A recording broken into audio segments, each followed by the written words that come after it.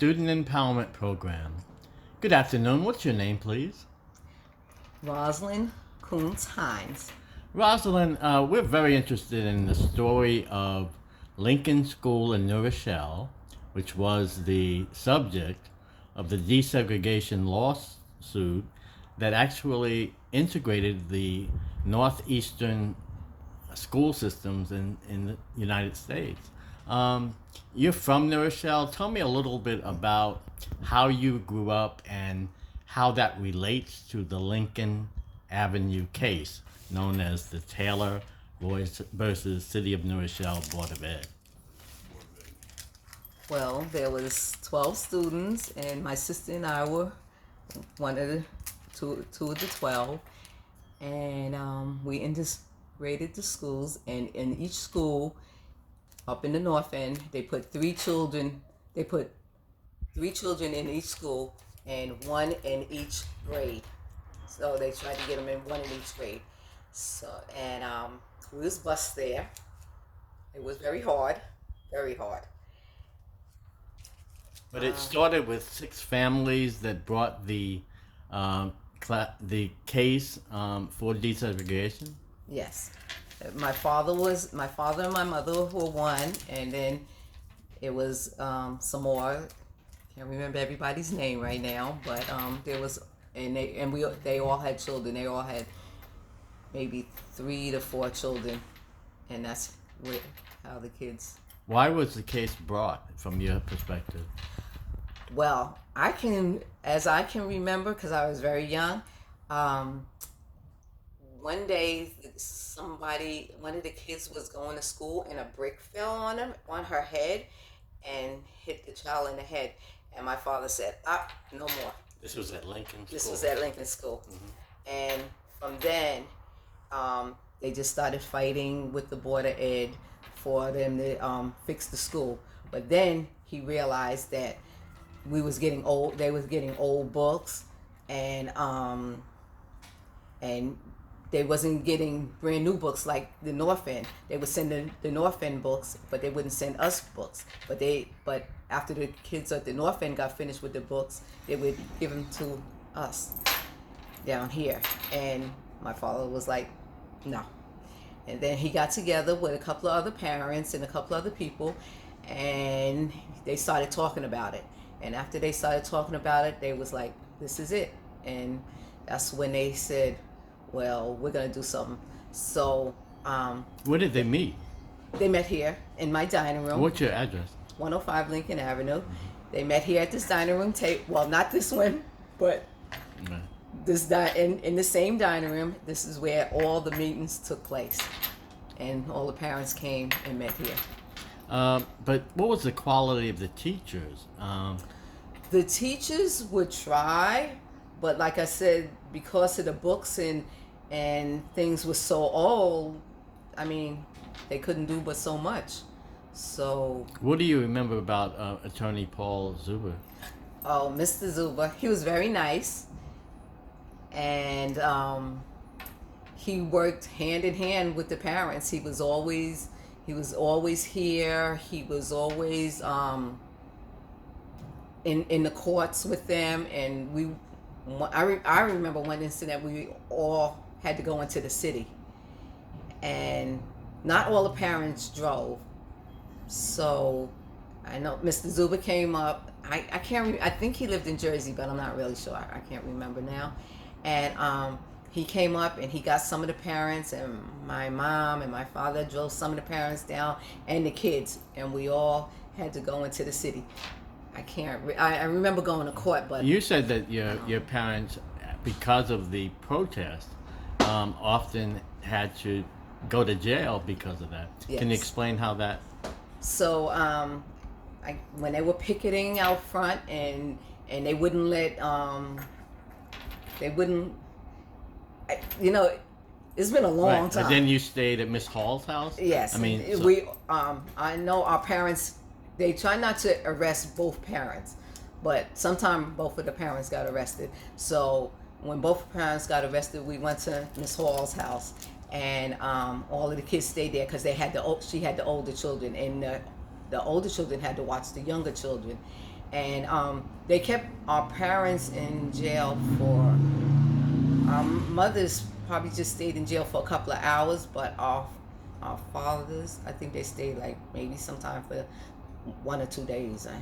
I really don't remember. So, what about homeschooling during the process? Well, I know my mom. My mom taught us. You know, we used to sit at the dining room table, and she used to teach us how to read and how to write. And but I guess that's how all of us kind of our parents kind of taught us how to read and write when we didn't go to school. How did that bookmobile vehicle impact books or education? Was that part of the story during that time? Because you showed me a book that had a lot of Paul Dennis. Can you explain his role as best you can remember? He was very nice, and he would always be talking up. He would always be talking up for the parents, right? Because he was more of the talker and The leadership. the strong part, and so that's what he. Now, in terms of the Taylors and the Flippins, and what do you remember about them? I just remember. I remember the Flippins. Yeah. I remember the Taylors. I Yeah. remember Leslie and all of them. And because I was, Love it. I How old I were think you? I must have been 5 or 6, but it was just so dramatic Yeah. that's something that you don't Never forget. forget.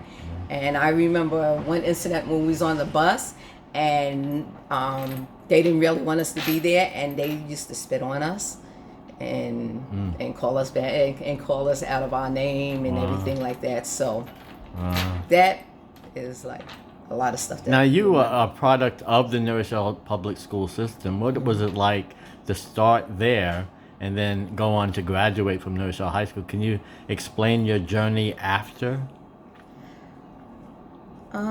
It was okay. I mean, I was very behind because of I didn't get the proper learning when I was younger, and because What year and what school did you go to? I can tell you the school, but I can't Okay. tell you the year. Okay. I went to Ward.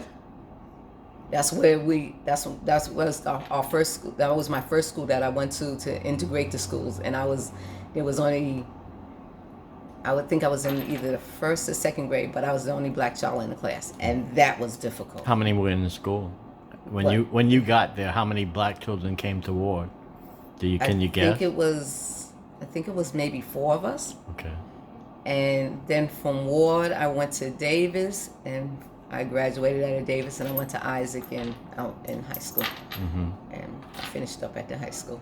So, what is your overall impression in terms of growing up and going to school and living in New Rochelle? I really like New Rochelle. New Rochelle is a nice place to live. And you're still here. And I'm still here because I realized as I got older, the fight that my parents had to keep their house and to keep their property, because there wasn't too many blacks that owned, and it was hard for them. And so right now I still live in the same house that I grew up in, and I was brought here when I was a little tiny baby, and I'm still here. So I really enjoy it. And you have a sister, so it was Yes, I have you an and older your. It sister. was how many kids in the family? There's 3 of us, but my brother wasn't born yet, so it was my sister and I. And my sister was in I think she was put in the 5th grade. Right. Can you hold up the book, because you actually were documented by a New York City, I would say a sociologist, Louis Slivak, and you're actually listed in the the glossary of it in the back. Yes. You have 3 pages. So Rosalind, and it covers pictures of your parents, pictures of Paul Dennis, and many other people their active involvement. So you are a part of history and a part of the extension of the Brown versus Board of Education as it hit the 14th Amendment in due process in terms of integrating the whole Northeast in terms of public school system. So this is just the beginning of a discussion, and thank you so much for getting us started. Say your full name again. It's Rosalind Kuntz Hines. Yes. What do you do today? I'm retired. I got to retire Go early. girl. But I used to work at a shelter for homeless men and women. So you've always been giving and you've always been serving. And you said your dad was from where originally? My father was from Virginia, and my mom was from Long Island, from the Shinnecock. Wow. Reservation. Do you know what brought them to New Rochelle? What, my father? And your mom, yeah. My father's brother was doing days work, Okay. and he bought his other siblings here, and he bought 3 or 4 of them here, and 3 brothers bought this house. Wow. And at the And end, was this Wynyard Avenue when they bought it, or was no, it Lincoln? It was Lincoln. Okay. It's always been Lincoln, Okay. as I can remember. And the 3 brothers bought the house, and as they got older, one went back down south, and one died, and my father was left here. Okay, but the Lincoln Avenue had a number of black-owned businesses a little Yes. further down the street. Can you Yes, it name did. some of them?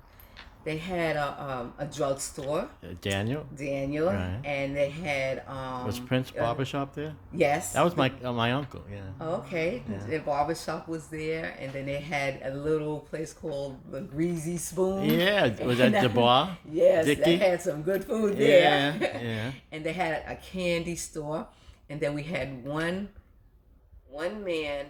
His name was Mike. I never forget Mike. He owned the store, and he was a white guy, and he had 2 sons. And Mike was decent to us. He was very nice to us.